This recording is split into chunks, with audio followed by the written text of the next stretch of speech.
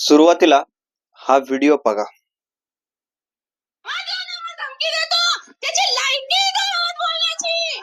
जरांगे येऊन गावात सांगतो की वंजाऱ्यांच्या बायांनो तुम्ही कुंकू पुसून टाका. आज समजलं बायांचा कुंकू का पुसणार. एवढी जनता वंजाऱ्याच्या पाठीमागे आहे. जरांगे जर गावात बोलण्याची त्याची लायकी काही. ह्या ताईनं काल एक भाषण केलं. हे भाषण सुरुवातीचे शब्द तुम्ही ऐकले.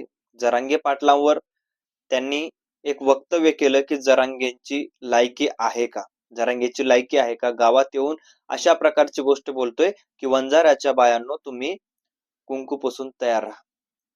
पण याच्या मागची सत्यता काय आहे, याच्या माग जरांगे पाटलांनी खरंच असं वक्तव्य काही केलंय का?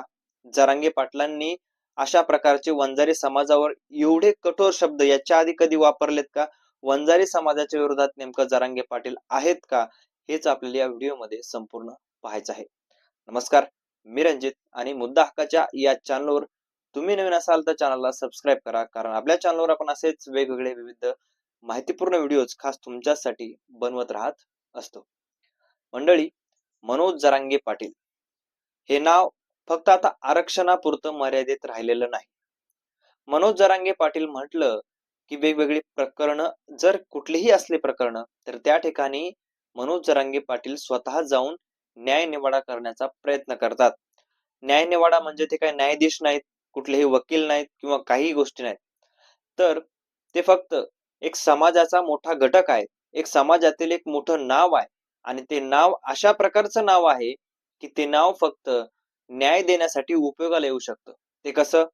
तर प्रशासनावर दबाव येऊ शकतो. हे नाव जर तिथे गेलं म्हणजे मनोज जरांगे पाटील जर एका ठिकाणी जर गेले, एखाद्या ठिकाणी काही प्रकरण घडले, एखाद्या ठिकाणी 3 वर्षाच्या 3.5 वर्षाच्या मुलीवर बलात्कार झाला होता, त्या ठिकाणी सुद्धा चिमुकलीला न्याय मिळवून देण्यासाठी मनोज जरांगे पाटील त्या ठिकाणी गेले आणि वातावरण फिरलं.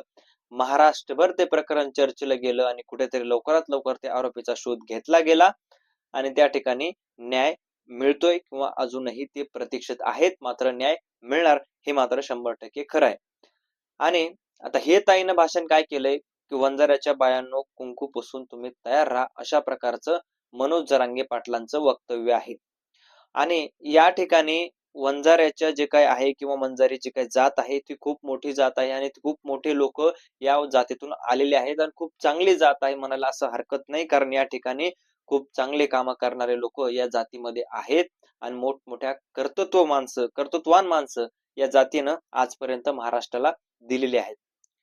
यामध्ये मनोज जरांगे पाटील खरंच वंजारी समाजाच्या विरोधात आहेत का हे बघणं सध्या महत्वाचं आहे. याचं कारण म्हणजे महादेव मुंडे हत्या प्रकरण आपण पाहिलं होतं. त्या महादेव मुंडे हत्या प्रकरणामध्ये कोणीही बोलायला तयार नव्हतं, मात्र मनोज जरांगे पाटील त्या ज्ञानेश्वरी ताई मुंडे यांना न्याय मिळवून देण्यासाठी त्या ठिकाणी गेले आणि त्या ठिकाणी गेले असताना त्यांनी मनोज जरांगे पाटलांनी आजपर्यंत त्या सगळ्या प्रकरणाचा पाठपुरावा करून धरलेला आहे. ते वंजारी कास्टचे आहेत, वंजारी जातीचे आहेत, मात्र त्यांनी मनोज जरांगे पाटलांनी असा कुठलाही विचार त्यामध्ये केला नाही की हे वंजारीचे आहेत किंवा यांची जात वंजारी आहे म्हणून आपण अशा प्रकारचे काही गोष्टी करायच्या नाहीत किंवा करायच्या आहेत.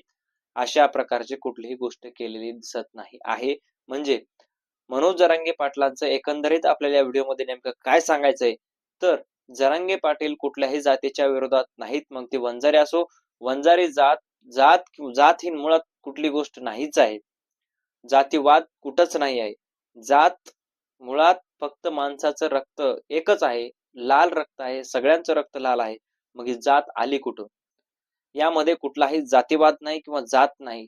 जात नावाची गोष्टच या महाराष्ट्रातून संपली पाहिजे म्हणून अनेक महापुरुषांनी प्रयत्न केले, मात्र आजही ती जात संपत नाही. आणि राहिला तो विषय की जरांगे पाटलांनी कुठेतरी वंजाराच्या बायाचं कुंकू पुसून तयार राहा अशा प्रकारचं वक्तव्य काही केलंय का, तर अशा प्रकारचं कुठलंही वक्तव्य समोर आलेलं नाही. अशा प्रकारची कुठलीही त्यांनी सामाजिक जे काही आहे ते म्हणतो एक शांतता विस्कळीत करण्याचा प्रयत्न केला नाही. फक्त ते गेले का, तर कुठेतरी एखाद्या स्त्रीवर अन्याय झालाय, एखाद्या स्त्रीवर अन्याय झाल्यामुळे कुठेतरी त्याला न्याय मिळाला पाहिजे आणि सगळ्या गोष्टीमध्ये जे काही आहे ते स्थिर राहिल्या पाहिजेत. कुठेतरी ताईचे कपडे फाडण्यात आले मग ताईचे कपडे नेमके का फाडण्यात आले, काय झालं होतं, हे सगळं प्रकरण जाणून घेण्यासाठी आणि नेमकं कोणी प्रकरण केले त्याच्या विरोधात बोलले असतील. जर अशा प्रकारची कुठलीही गोष्ट त्यांनी बोललेली नाही की वंजारी समाजाच्या महिलांनी कुंकूपासून तयार राहा, अशा प्रकारचं कुठंही समोर आलेलं नाही आहे. मात्र तुम्हाला काय वाटतंय या सगळ्या गोष्टीबद्दल? तुमचं मत कमेंटमध्ये नक्की कळवा आणि जरांगे पाटील असं म्हणले असतील का? तुमचं मत नेमकं काय सांगतंय हे सुद्धा नक्की सांगा.